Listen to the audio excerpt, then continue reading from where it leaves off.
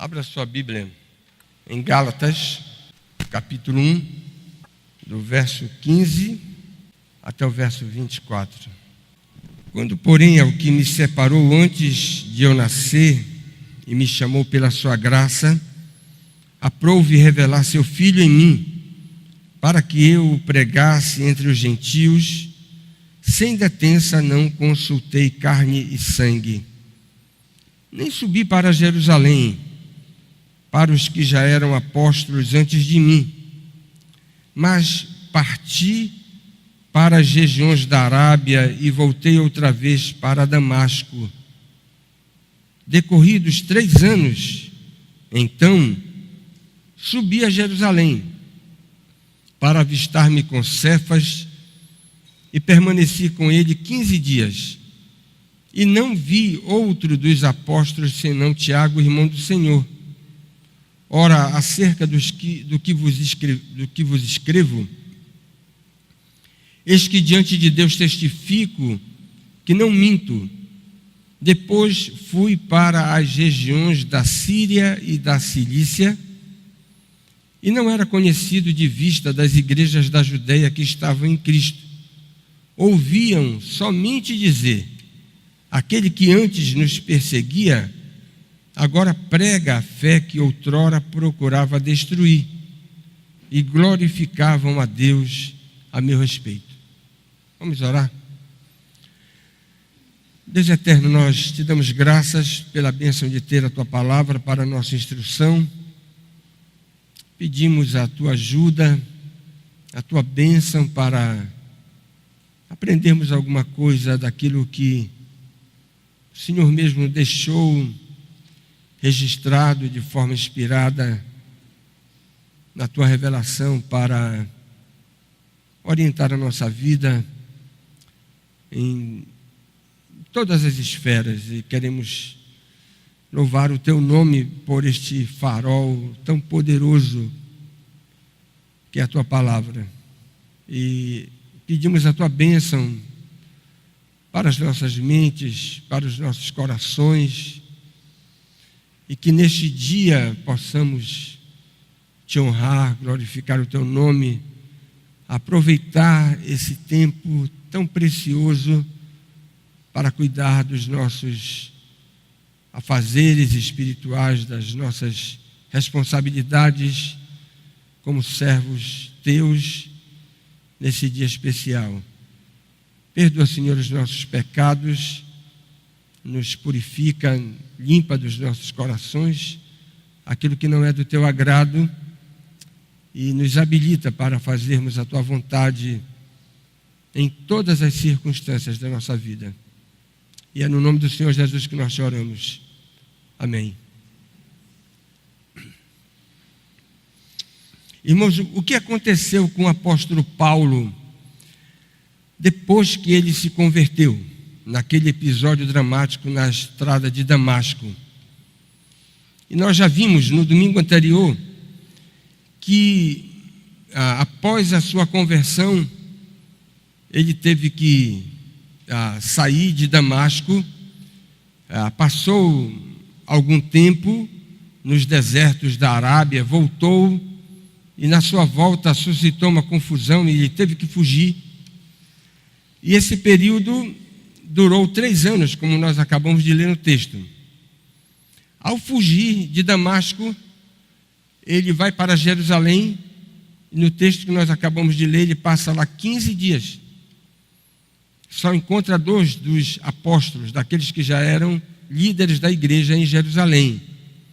É um momento importante para ele também. Novamente ele vai experimentar uma confusão em Jerusalém, vai ter que fugir e vai para a terra natal, lá para aquela província romana da Síria e da Cilícia, onde se situava Tarso.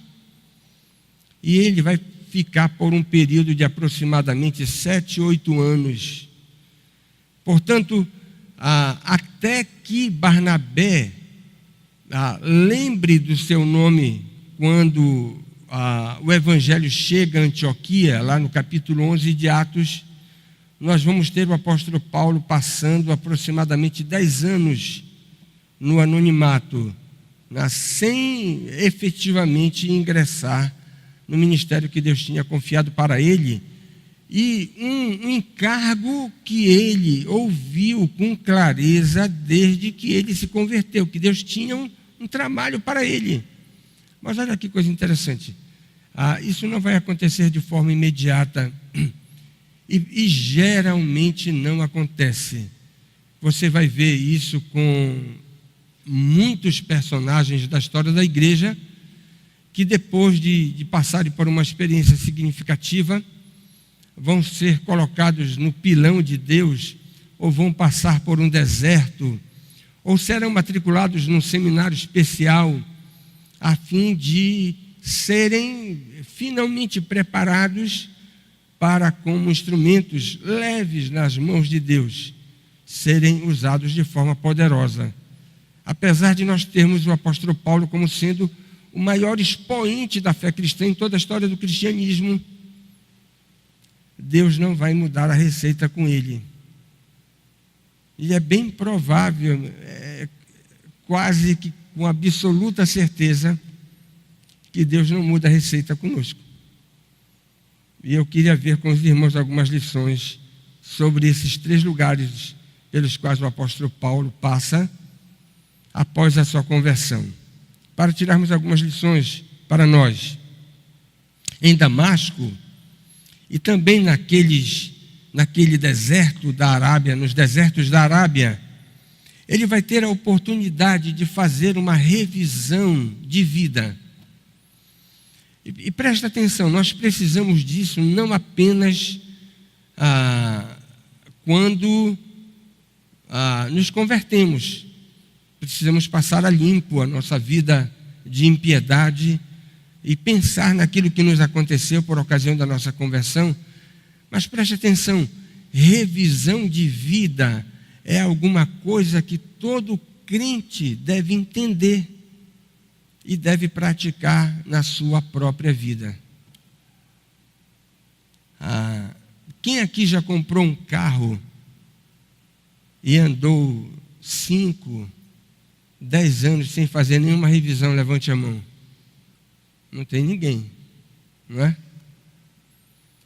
Se com carro a gente precisa fazer revisão, na vida também a gente precisa de revisões.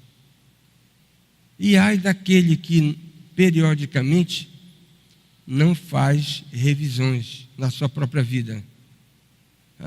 Tem muita gente que se orgulha de dizer assim: não, eu sempre fui assim, na verdade eu nasci assim e vou morrer assim. Coitado dessa criatura que diz uma coisa dessa, não é? Quem se orgulha de ter nascido assim, ter sido sempre assim, vai morrer assim, é tolo. Porque é alguém que ainda não entendeu que precisa fazer revisões na sua própria vida. Ninguém pode permanecer eternamente como sempre foi. Isso é tolice, é insensatez. Não vou nem usar aquela palavra mais feia para não ofender ninguém. Mas nós precisamos de revisões na nossa vida. E se o apóstolo Paulo precisou, nós precisamos também. Grandes homens na história da igreja, você vai ver, fazendo revisões. Mas eles não eram já gigantes quando fizeram essas revisões? Já eram gigantes. Mas revisões de vida também é receita para gigantes. Na verdade, são gigantes que mais fazem revisões. E nós deveríamos imitá-los e não permanecer na nossa insensatez de nos acostumar com aquelas condutas viciadas que muitas vezes não nos levam a lugar nenhum. Precisamos mudar. E o apóstolo Paulo vai passar por essa experiência. E o que é que ele fez lá em Damasco, e mais precisamente quando ele foi para os desertos da Arábia? Alguns até imaginam que ele foi para lá pregar o evangelho para os beduínos. Irmãos, dificilmente. É bem verdade que um homem que está transbordando da graça de Deus não pode ficar com a sua boca calada, né? Ele vai soltar a sua língua e falar daquilo que lhe aconteceu. O apóstolo Paulo estava nessa situação, mas nós podemos dizer, sem medo de errar, primariamente o apóstolo Paulo não foi para os desertos da Arábia pregar o evangelho para os beduínos. O apóstolo Paulo foi para essas regiões desérticas para reorganizar o seu mundo espiritual. Agora, ele não queria conversar com homens. O que mais ele precisava agora era conversar com Deus, colocar em ordem a sua própria vida em função de tudo aquilo que lhe havia acontecido, para compreender mais adequadamente a mudança radical que Jesus Cristo operara na sua própria vida, na experiência que ele teve no caminho de Damasco. E é interessante que ele vai passar um tempo significativo lá, talvez quase todos esses 3 anos, nós não sabemos dizer quanto tempo, mas uma boa parte desses 3 primeiros anos ele vai passar nos desertos e depois vai voltar para Damasco e vai suscitar uma confusão, inevitavelmente por causa do seu testemunho, agora como crente, e aqueles judeus, né, que estavam em Damasco, e Damasco era uma colônia judaica forte. Esses judeus vão persegui-lo a tal ponto de ele ter que fugir da cidade. Essa história da sua fuga, de forma até espetacular, não é narrada aqui no primeiro capítulo de Gálatas, nem também Lucas registra isso no livro de Atos, no capítulo 9. Mas abra sua Bíblia lá em 2 Coríntios, capítulo 11, o verso 32 e o verso 33. Em Damasco, o governador preposto do rei Aretas montou guarda na cidade dos damascenos para me prender. Mas num grande cesto me desceram por uma janela da muralha e assim me livrei das suas mãos. É o que o apóstolo conta escrevendo para os coríntios.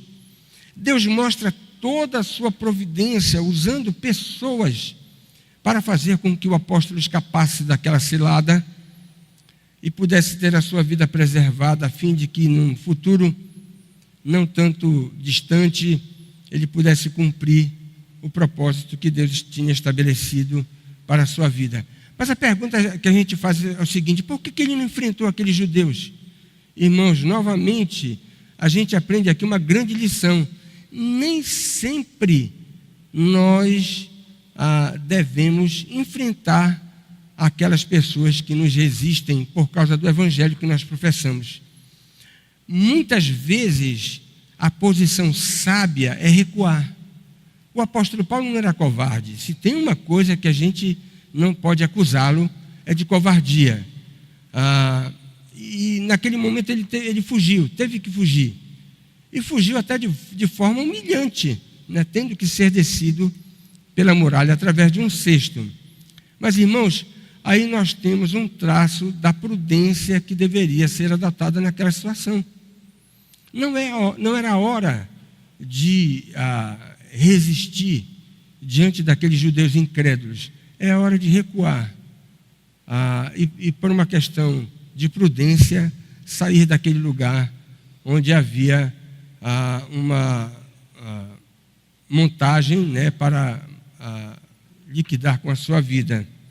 Paulo precisa fugir e foge de maneira humilhante para salvar a sua vida, a fim de que ele seja poupado para cumprir o propósito que Deus tinha na sua própria vida. Irmãos, nós precisamos de tempos em tempos desses momentos a sós com Deus para colocarmos em ordem o nosso mundo espiritual, as nossas prioridades, aquilo que nós entendemos que devem ser as coisas mais importantes da nossa vida. E que, às vezes, de forma imperceptível, até inconsciente, o nosso mundo se desorganiza. Nós começamos a colocar coisas que não são tão importantes no lugar errado. E aí a vida começa a se complicar. Nós começamos a ter dificuldades, porque não dá para viver colocando a carroça na frente dos bois. Então faz uma revisão de vida, reorganiza o teu mundo e continua seguindo de forma segura. Todos nós precisamos disso. E essa é uma grande lição que nós aprendemos nesse momento agora, quando nós temos o apóstolo Paulo convertido e tendo que passar um tempo de reorganização. E a gente não imagina que o apóstolo Paulo, nós só vemos o apóstolo Paulo como sendo um grande gigante na fé. Mas ele passou por um tempo também onde ele teve que aprender mais do que ensinar. E parece que esse é o momento que ele vai ter nessa experiência inicial lá em Damasco e nos desertos da Arábia. Ele parte para Jerusalém. E lá é um momento também importantíssimo para ele. Ele é chamado para o apostolado, mas preste atenção, ele se converteu em Damasco e ainda não pisou, ainda não colocou o pé em Jerusalém, que era a sede da igreja daqueles dias. E ele precisa se conformar com a igreja. Ele foi chamado para ser servo de Cristo, ele foi chamado para ser líder da igreja cristã, e ele não pode ser crente e nem líder da igreja cristã sem estar ajustado com aqueles que já são líderes antes dele e que estão em Jerusalém. Ele precisava voltar para lá. Já imaginaram? Ele conhecia Jerusalém como a palma da sua mão, conhecia todas aquelas autoridades judaicas. Não era fácil para o apóstolo Paulo voltar para lá de forma tão alegre. Ele iria se deparar com o Sinédrio. Provavelmente o seu professor Gamaliel iria ser informado que o seu aluno mais expoente, mais magistral, estava na cidade e agora convertido à fé cristã. Não era uma tarefa fácil, mas ele tinha que encarar essas dificuldades. E ele chega em Jerusalém. E a primeira coisa que acontece é que a igreja o rejeita. Olha o que está lá em Atos 9, 26. Um detalhe interessante e até estranho. Um tempo significativo. Já tinha transcorrido 3 anos. Aquele homem já tinha dado evidências de que verdadeiramente havia se convertido. Não havia notícias de que ele continuava sendo um perseguidor da igreja. Não há nenhuma notícia a respeito disso. E mesmo assim, aqueles que estavam em Jerusalém desconfiaram da sua conversão. Atos 9, 26 diz o seguinte: tendo chegado a Jerusalém, procurou juntar-se com os discípulos. Todos, porém, o temiam, não acreditando que ele tivesse verdadeiramente se convertido, se tornado um discípulo de Cristo. Irmãos, foi a convicção pessoal, irrefreável de Paulo que fez com que ele permanecesse firme. Talvez tenha sido esse traço da sua experiência, a partir do qual ele disse: olha, eu não recebi evangelho de homem algum. Se há alguma coisa que, na sua experiência, ele pode dizer em relação àqueles líderes de Jerusalém, é que eles não foram simpáticos à sua conversão. Não foram eles que se tornaram instrumentos para que ele viesse verdadeiramente a se converter e abraçar a fé. Mas ele foi para Jerusalém para se conformar. Ele não foi para Jerusalém para pedir um certificado autenticado de que ele agora iria se tornar um apóstolo e deveria ser reconhecido como discípulo de Cristo. Saulo vai a Jerusalém, e essa rejeição é importante, porque a sua permanência ali, verdadeiramente como convertido, vai fazer com que todas as dúvidas que ainda pairavam sobre a igreja sede do cristianismo da época, dúvidas relacionadas com a sua conversão, pudessem ser completamente dissipadas. Mais importante do que para Saulo de Tarso convertido ir a Jerusalém, mais importante era para a igreja receber aquele testemunho do antigo perseguidor que agora era um servo fiel do Salvador.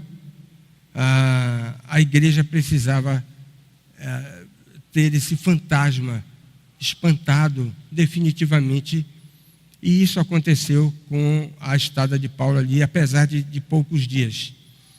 Mas a igreja vai ceder diante da recomendação de Barnabé.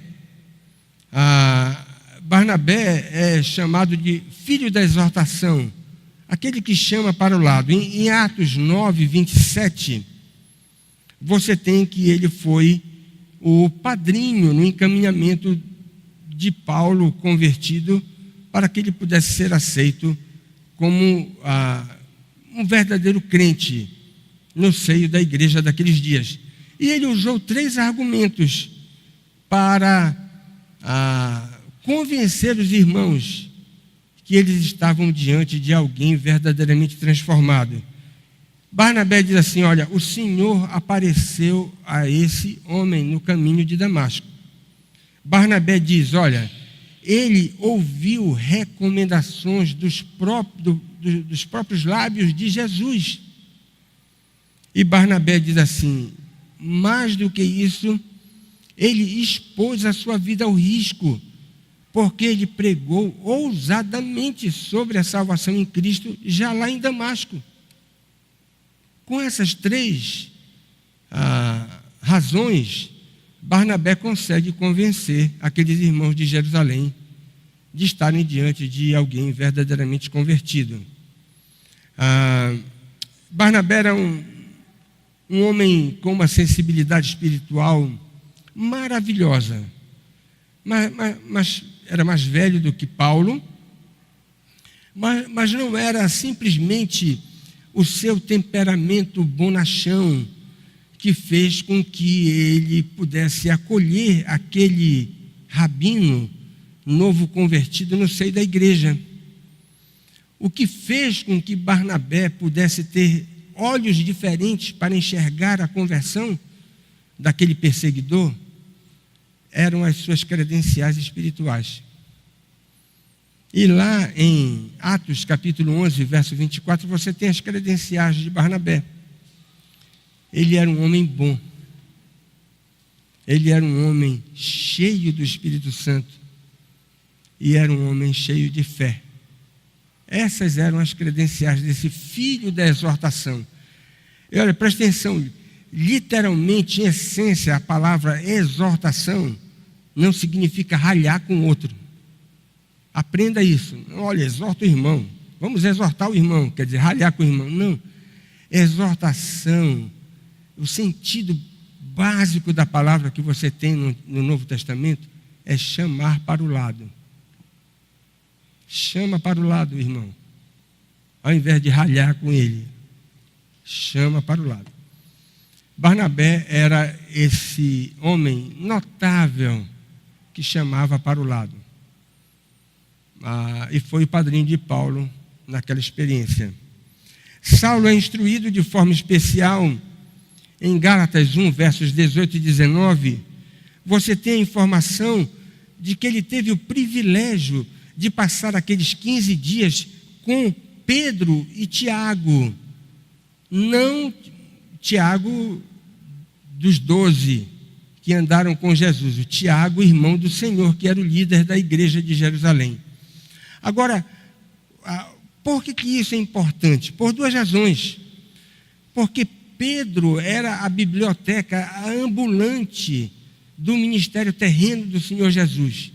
Tudo aquilo que o apóstolo Paulo precisava ouvir sobre aqueles 3 anos do ministério terreno do mestre que ele não acompanhou, ele poderia ter a oportunidade agora de consultar uma biblioteca viva, que era o próprio apóstolo Pedro. E aqueles que estudam o Novo Testamento sabem que Pedro é a fonte de Marcos na composição do seu próprio evangelho. O apóstolo Pedro sabia tudo de cós salteado a respeito do ministério terreno do próprio Senhor Jesus. E ele teve a oportunidade de conversar com Pedro. Mas teve também a oportunidade de conversar com Tiago, o irmão do Senhor, líder da igreja de Jerusalém. E provavelmente Tiago deve ter falado para Paulo acerca de toda a resistência que a própria família de Jesus demonstrou com relação ao próprio Messias. As dificuldades envolvidas em reconhecer Jesus como sendo o Messias prometido. Eu não faço ideia como deve ter sido essas conversas, né? Como devem ter sido essas conversas maravilhosas daquele homem extraordinário que era Saulo de Tarso, convertido, e agora ouvindo o evangelho dos lábios de Pedro e compartilhando das experiências da família de Cristo com o próprio irmão do Salvador, que era Tiago, que se tornou líder da igreja de Jerusalém e é também o autor da epístola que leva seu nome no Novo Testamento. Agora, em Jerusalém também Paulo é orientado de modo extraordinário. A sua pregação poderosa, ungida, novamente vai incomodar os judeus de fala grega na Cidade Santa. Na mesma sinagoga de tempos atrás, quando o diácono Estevão foi rejeitado e até condenado ao apedrejamento, tendo Saulo de Tarso estado à frente desse episódio, agora o próprio Saulo, convertido, iria experimentar a mesma rejeição. A oposição continuava feroz, e agora quem estava correndo o risco de morrer era o próprio algoz de Estevão, em tempos passados. Testemunhar de Cristo envolve sofrer também por Cristo. E isso Saulo de Tarso não poderia deixar de experimentar. Até porque a palavra no grego para testemunha, olha, uma testemunha de Cristo, no original, o radical dessa palavra, forma o nosso termo martírio. Na verdade, uma testemunha é um candidato a Marte. Esse é o sentido que você tem no Novo Testamento. E é nessa situação crítica que Paulo vai receber uma das suas mais significativas visitações da parte de Deus. Já imaginaram um camarada convertido, passou 3 anos fora, agora voltou para a igreja, conseguiu enfrentar todos aqueles reveses que lhe aguardavam em Jerusalém, e ele poder dizer: agora eu posso ficar na sede do cristianismo, e quem sabe daqui Deus vai me mandar para cumprir a obra que Ele tenho estabelecido para mim. Nada disso vai acontecer. Olha o que está lá em Atos capítulo 22, o verso 17 até o verso 21. Nessa situação crítica, o apóstolo Paulo vai ter um êxtase. Êxtase. Uma experiência sobrenatural, extraordinária. E ele vai receber ordens. Sai daí. Deixa a cidade. Vai embora. Irmãos, era uma ordem que deveria ser obedecida com urgência e escondia o propósito divino. Jerusalém era a sede da igreja, mas era a cidade santa dos judeus. E aquele homem havia sido destinado pelo próprio Deus para ser o apóstolo dos gentios. Então, sai de lá. Ele sai de Jerusalém e vai sofrer um duro golpe no seu orgulho. Como um judeu da gema, eu repito isso, irmãos, talvez fosse muito, muito interessante, gratificante para o apóstolo Paulo ficar em Jerusalém. Mas ele vai embora dali. Vai para a sua cidade natal, para Tarso. O Hernandes diz o seguinte: esse foi um duro golpe no seu orgulho. Como judeu que era, ele não ficou em Jerusalém, foi mandado para Tarso, onde vai permanecer longos anos num completo ostracismo, num anonimato, na escuridão, fora das luzes da ribalta, como escreve o Hernandes. Irmãos, e por último, em Tarso, Paulo vai experimentar aquela preciosa lapidação divina, necessária para que ele pudesse cumprir a contento o ministério que Deus tinha preparado para ele. Olha que coisa interessante, né? Lá nos desertos da Arábia, revisão de vida. Em Jerusalém, conformação com a igreja. Mas agora ele vai precisar ser matriculado num seminário especial para ser lapidado, a fim de ser usado pelo próprio Senhor. Um detalhe interessante que você vai ver no livro de Atos é que no capítulo 9 você tem uma pausa. Depois que Paulo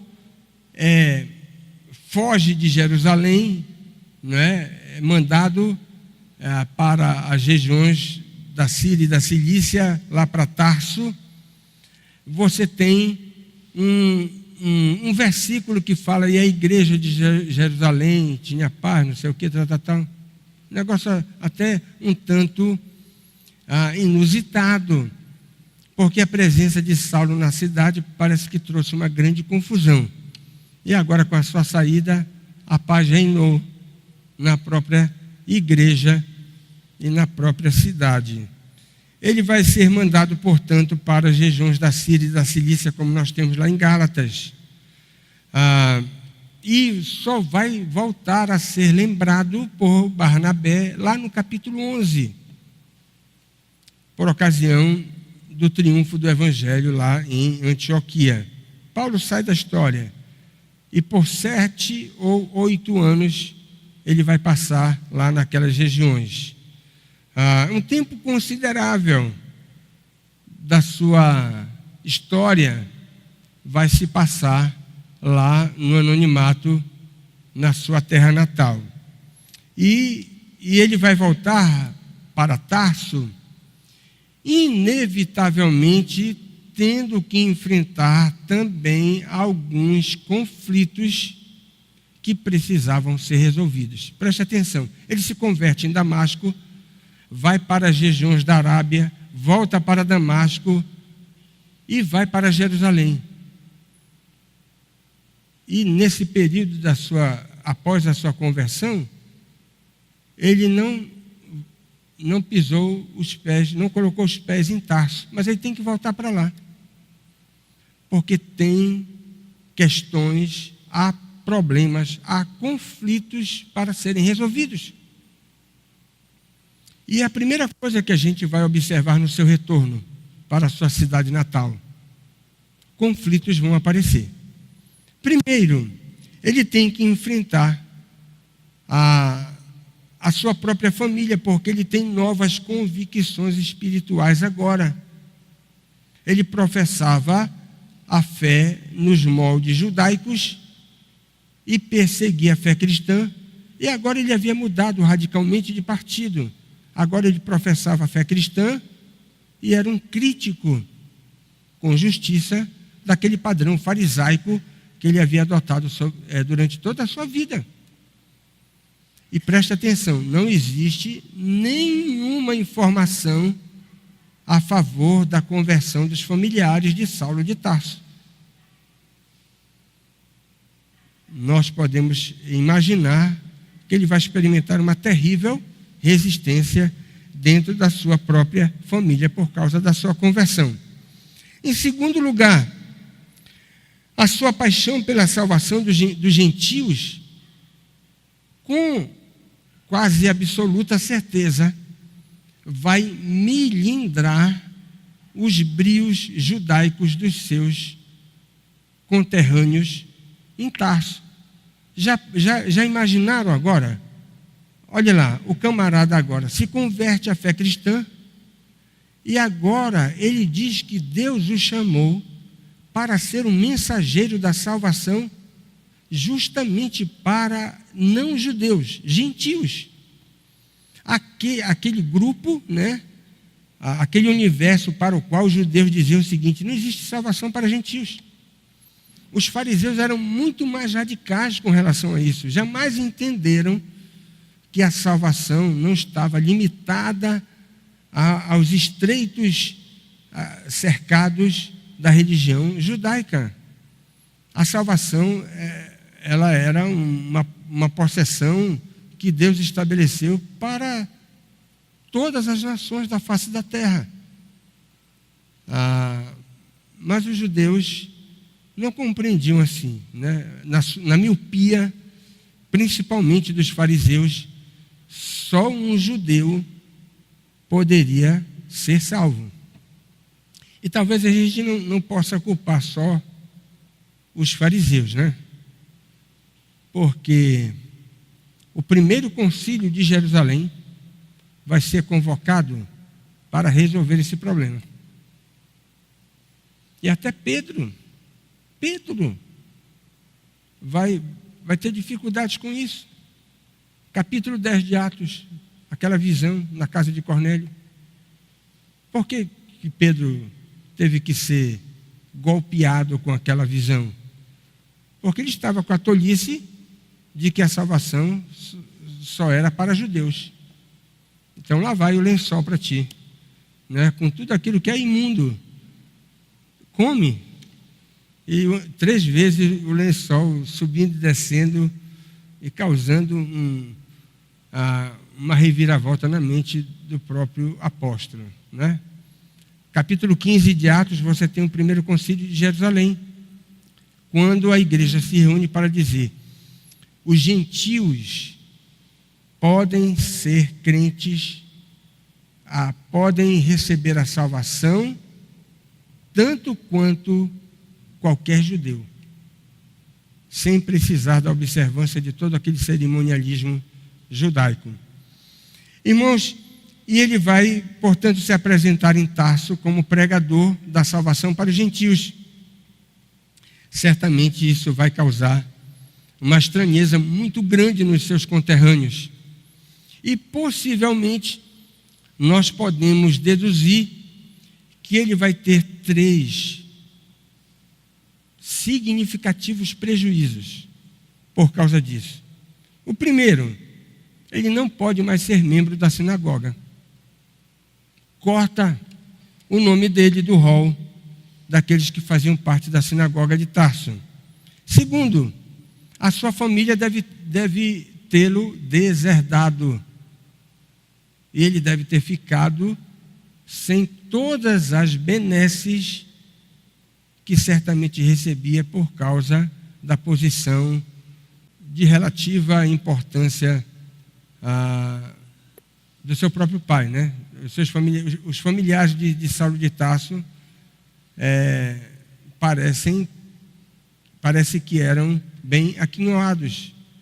E agora ele vai perder todo aquele apoio financeiro e logístico da sua própria família. E, possivelmente, ele vai perder a sua esposa.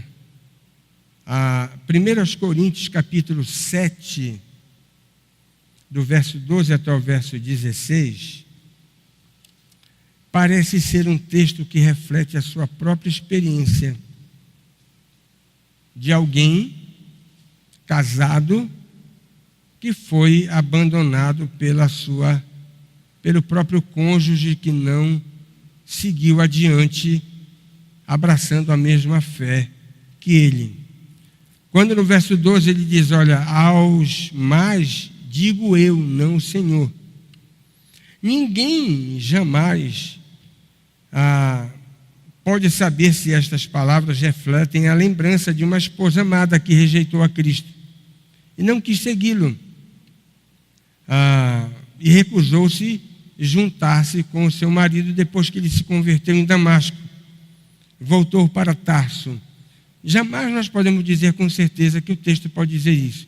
É apenas uma suspeita, mas é uma suspeita forte de que ele era um homem casado e ficou solteiro por causa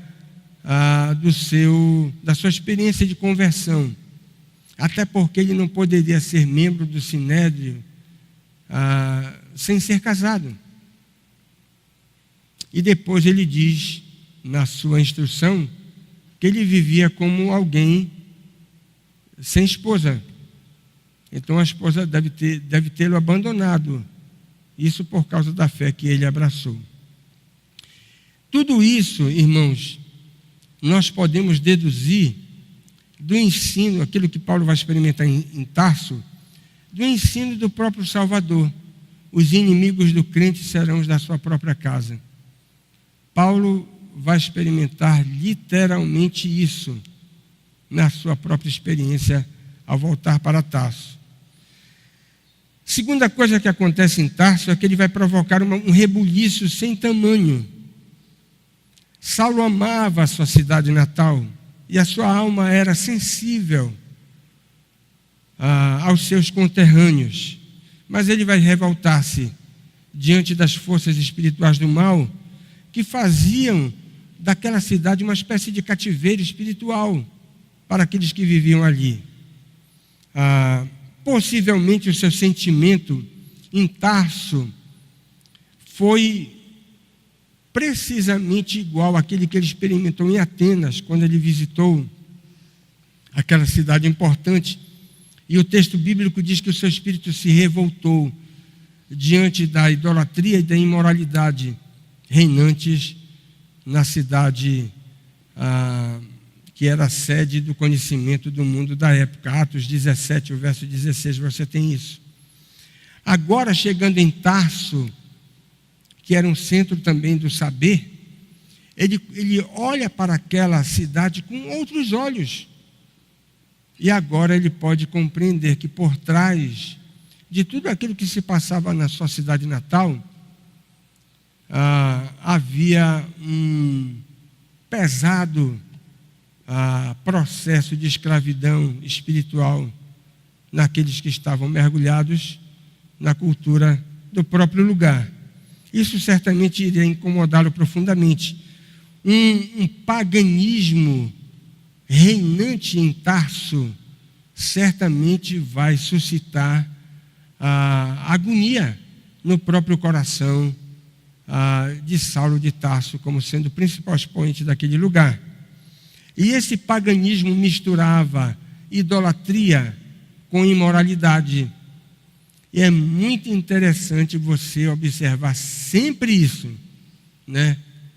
em toda festa religiosa idólatra, você tem um arraial associado. Essas duas coisas estão inseparavelmente casadas no reino de Satanás.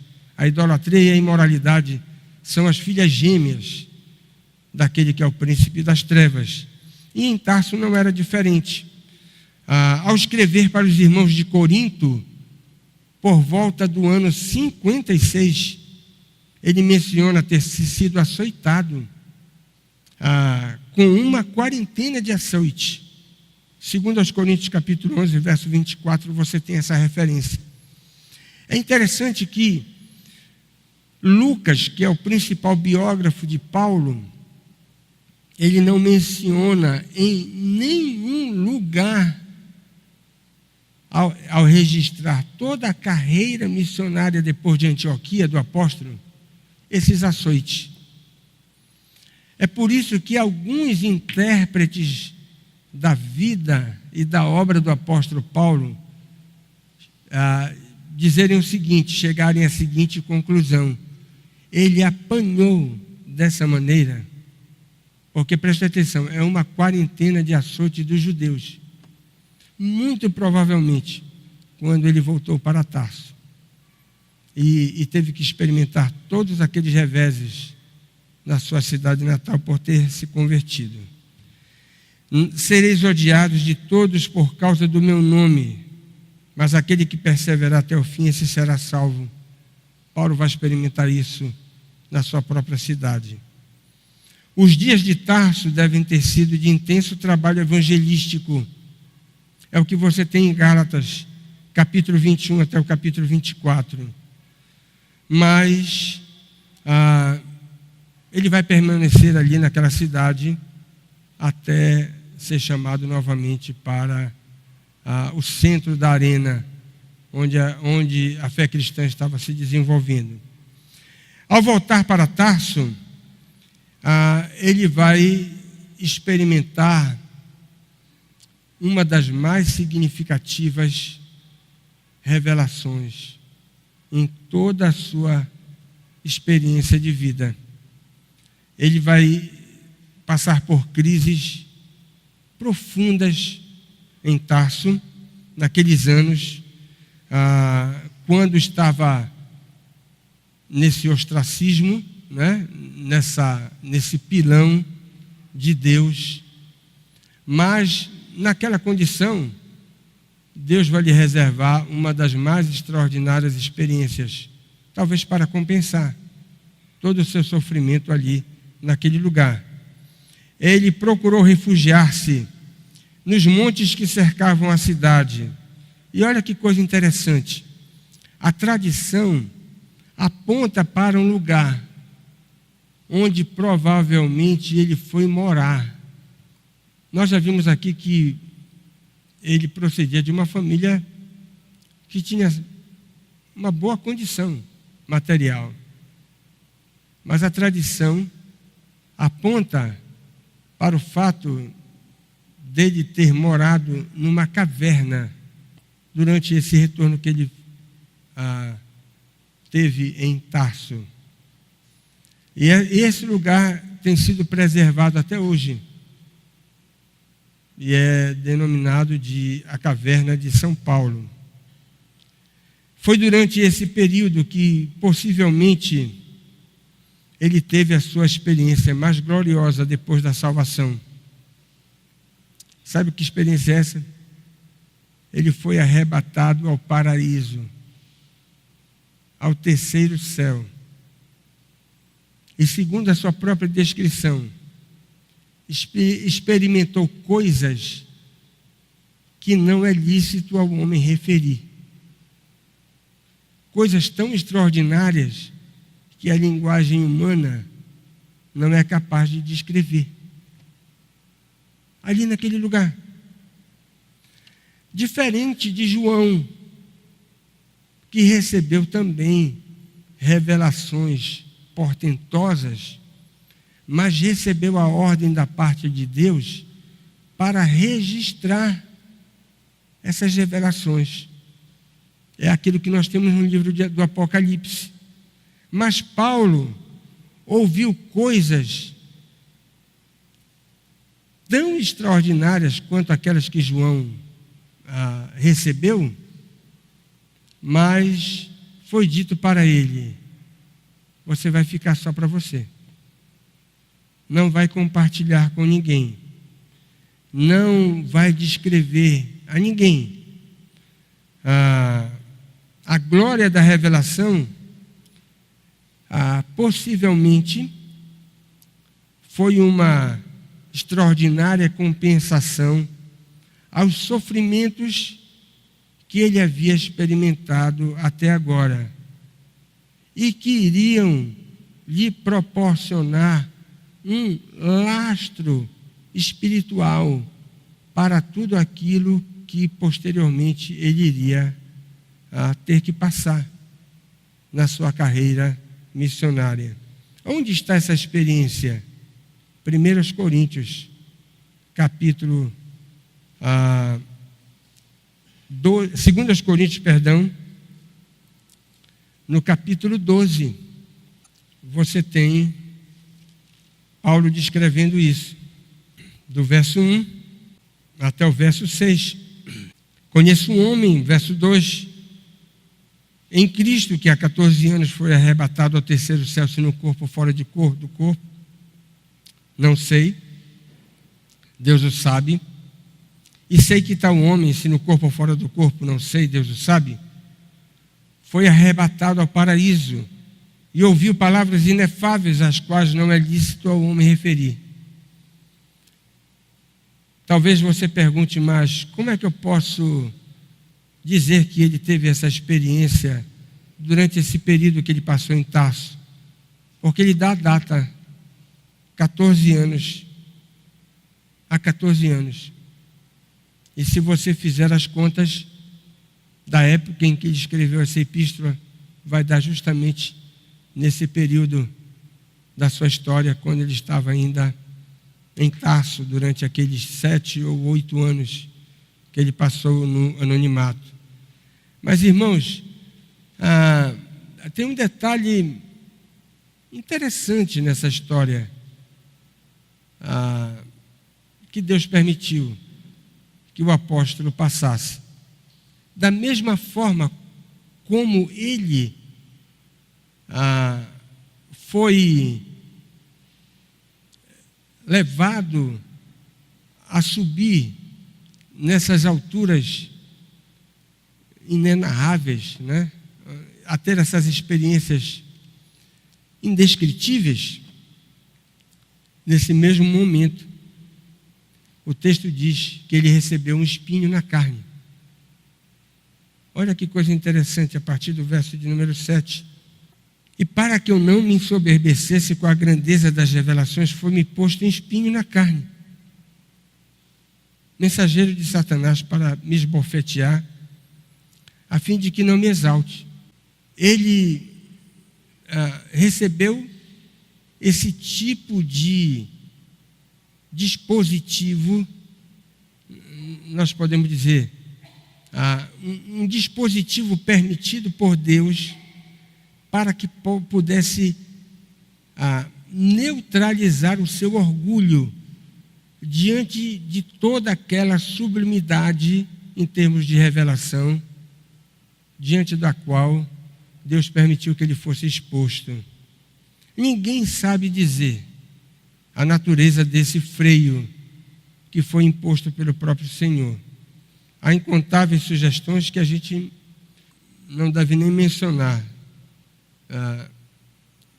Mas todos concordam que este dispositivo foi imposto por Deus para que através desse expediente ele pudesse aprender a humildade.